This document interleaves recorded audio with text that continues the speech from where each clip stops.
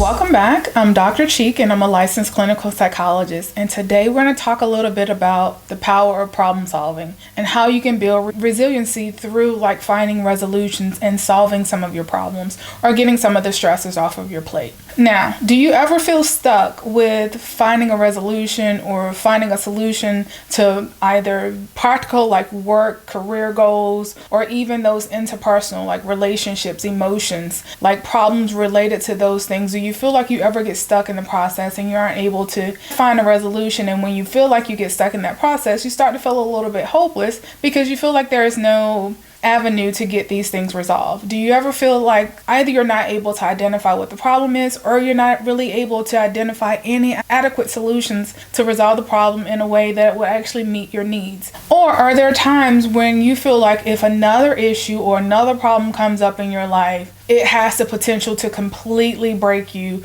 and cause you to just lose all sense of control and emotional resilience and emotional stability because you feel like you're taking on too much? If either of these questions sound like something you've dealt with before, then problem solving or learning how to effectively problem solve, because we all feel like we can problem solve, but sometimes our problem solving abilities aren't really addressing the actual problem itself or the goal at hand. And there are a lot of benefits in effectively problem solving. The primary benefit is that you're able to address a problem and feel like the resolution or the solution that you put in place actually meets your needs. And it's not just doing something in the moment that makes you feel good for the moment, but it makes the overall problem itself worse. Now, there are three primary components to the effective problem solving process. Now, disclaimer. These components sound very easy and self-explanatory. However, there may be areas, one or all, that you may be either unskillful or a little less developed or a little less capable of doing on your own. So there may be avenues, let's say finding solutions or identifying the problems where you need some assistance. And this is where seeking help or getting help to address or learn how to effectively problem solve would be very helpful. So that's the disclaimer. All of this is going to sound easy and very self-explanatory, but there may be areas where you need help or you can make improvements. So that very first component of problem solving is being able to check your emotions or getting those emotions themselves under control.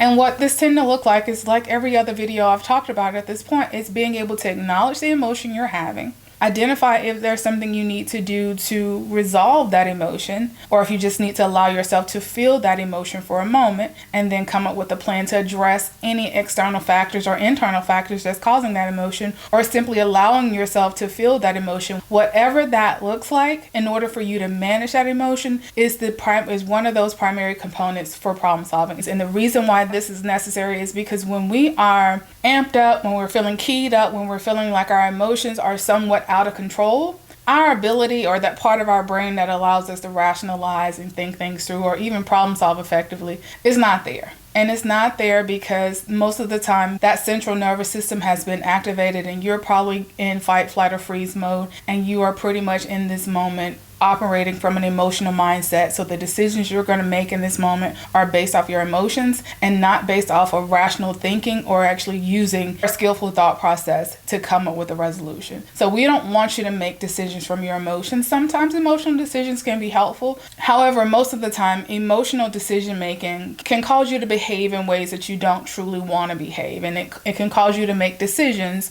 or implement resolutions or solutions that aren't addressing your primary goal for actually addressing the problem to begin with. Also, another component of effective problem solving is figuring out what the actual problem is and what is the goal. Why do I want to resolve this problem? Why do I even see this as a problem? And what is my goal for actually coming up with a resolution for this? Is it just something I want to take off my to-do list? Would this get me to my next step in my career? Would this help me achieve a more healthy and a better relationship with my partner? Would this engender a more loving and supportive relationship with my children or with my parents? What is the goal for this problem that you are trying to address? And what is the problem? Because sometimes we tend to look at surface level problems such as, I don't like the fact that my husband wears a green shirt. And it's not really the green shirt. It's the fact that that green shirt for you may represent something else that you don't like. So the problem is that you've expressed your concerns about the green shirt to your husband, and your husband did not take your expression of your emotions into consideration. So the problem is not the green shirt. The problem is not feeling heard or not having your emotions be heard by the person you are in a relationship with. That's what we mean by actually identifying the problem, because sometimes we tend to focus on surface level stuff or surface level situations or surface level problems,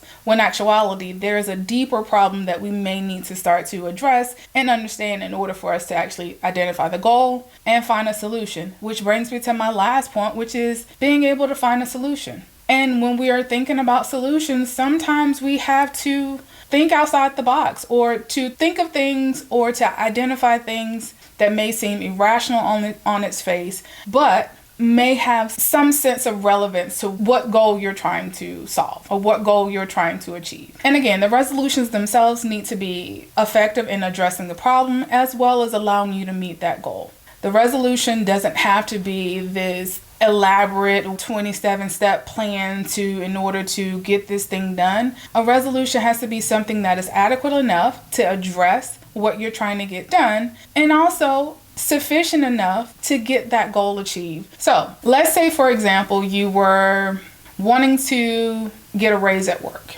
So the problem itself is I haven't had a raise and I would like to get a raise. And some of those solutions could be, I could send an email, I could send a carrier pigeon. And when we think about solutions, we want to reserve the judgment of the solutions until we actually go through and think about what will actually meet the goal itself and what is just something that's far-fetched, that sounds good in the moment, but we know it's not going to actually help us achieve anything. So that's the carrier pigeon. It could be calling a meeting with your upper level management to have a straightforward or direct conversation. It could be looking for a new job that pays more. It could be reviewing old evaluations to see if an actual raise is necessary or a raise in pay is deserving. All of those are solutions. And then once we have all of those solutions, we have to go through and identify which one of these solutions actually gets me to the goal of getting a raise in my pay.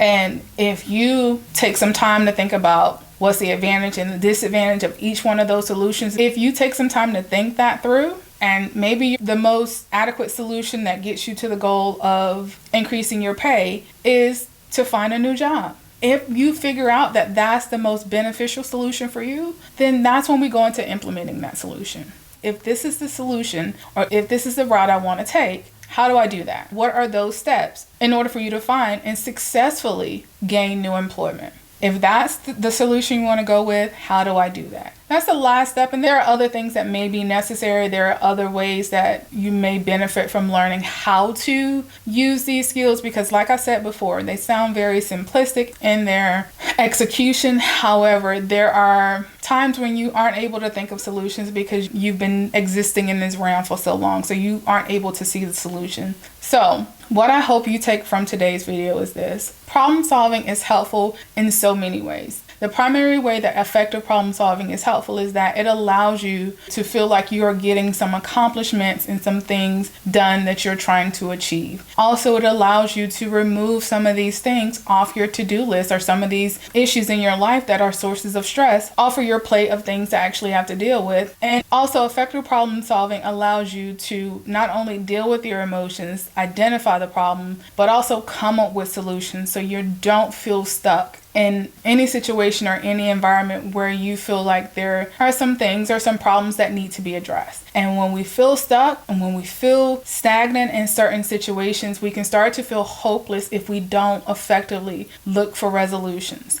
And I said a disclaimer in this video of, I know it sounds simplistic. Even though it sounds simplistic, there may be one or all areas where you may need some level of assistance. And if you are already aware of that, if you have that level of insight into yourself to say, I do need help in these areas, be willing to go out and seek that help. As always, please take the time to jot down any thoughts, questions, or comments you have below. I hope you've learned something from today's video. I thank you for taking the time to listen, and I'll be seeing you again very soon. Thank you.